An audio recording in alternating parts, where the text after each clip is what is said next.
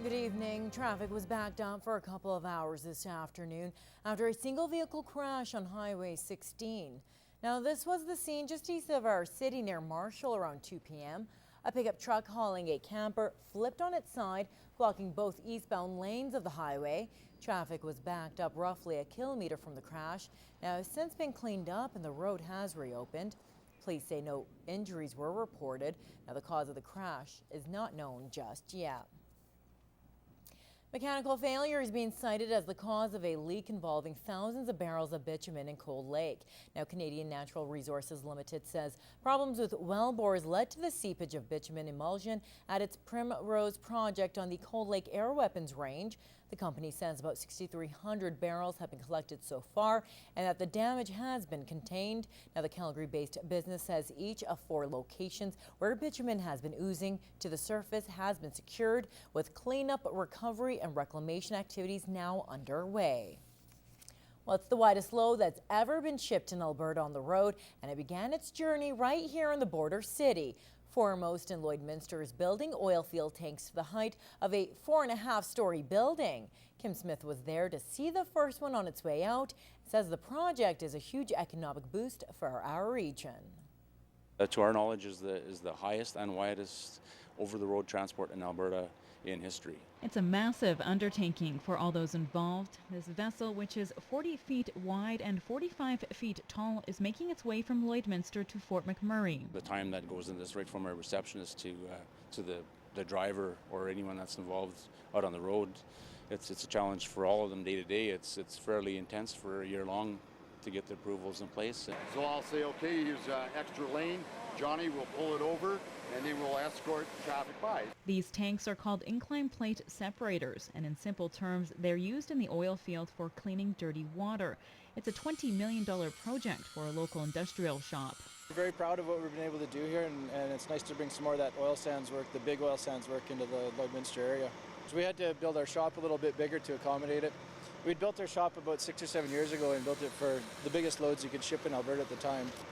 And they went and got a special permit and required us to make it even bigger. ATCO Electric was on site measuring its height to ensure it would fit under power lines. The trailer the tank is sitting on is made up of 240 wheels. It has the automatic steering capability. It raises and lowers hydraulically, and it weighs about as much as the vessel does. Which is about 309,000 pounds.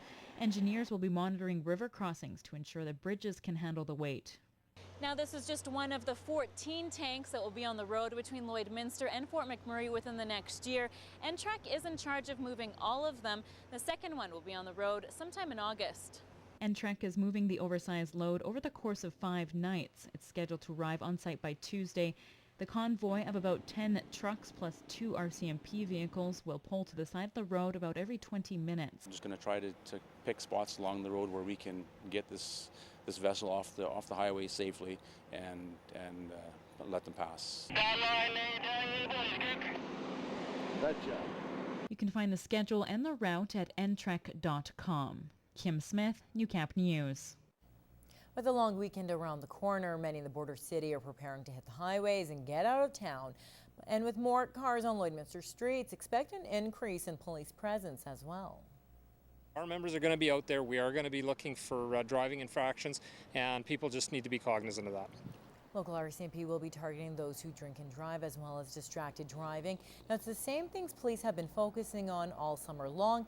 Staff Sergeant Dave Callis says they're not seeing a drop in the number of tickets they give away. That's always a concern because it sort of says that people aren't getting the message to buckle up or not talk on their cell phones. Police advise everyone to slow down on the highways and follow all local driving rules. Planting, potting and pruning, many homeowners put in a lot of time and money to show off their gardens and yards. Now, today was the 3rd year of the Alcurve garden tours, and as Anna Stanislaw explains, dozens of people came out to learn more and view the yards. For this homeowner, it's her first time being part of the garden tours after viewing many other yards in the past few years. Spring, it's quite a bit of work getting it cleaned up and organized, but after that, it's not a big job.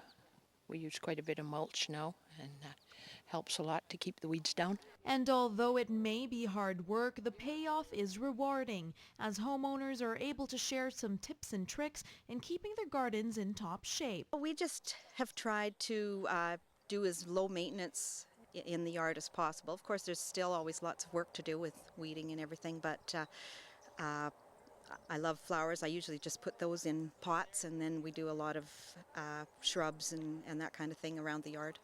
Sharon Crush says there aren't any rivalries. The tour is simply to share and help other homeowners with their gardens. Every yard is exciting, no matter the scale of it or the time of year. It's all really fun to share, and you learn from it. You find out what weeds are bad weeds, or some flowers are bad weeds, and beautiful things that can be done with nature. I just used to, mine got about this high this year. It's kind of nice to have people come over and look at the yard, and especially this year we've had lots of moisture, and so the yard looks good. We work, it's just fun. A handful of yards were viewed today. It ended this afternoon. Anna Stanislaw, Newcap News.